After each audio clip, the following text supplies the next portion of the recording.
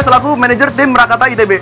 Job desk saya adalah mengkoordinasikan dan mempertanggungjawabkan kinerja tim. Saya adalah ketua tim teknis dari tim Merakata ITB. Tugas saya adalah mengkoordinasikan semua kegiatan teknis yang ada di tim Merakata. Kami dari Divisi Elektrik dan Kontrol, mensinergikan kinerja engine dengan otomasi dan kontrol adalah tanggung jawab kami. Kami Divisi Engine dan Transmisi bertugas mengoptimasikan kinerja engine dan merancang sistem powertrain yang efisien. Kami, Divisi Non-Teknis, bertanggung jawab mengkoordinasikan administrasi, publikasi, finance, sponsorship, dan kreatif design.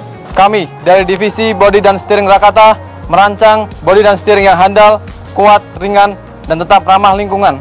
Motivasi kami mengikuti IEMC adalah untuk mengharumkan nama ITB dan berpartisipasi dalam mengembangkan mobil hemat energi.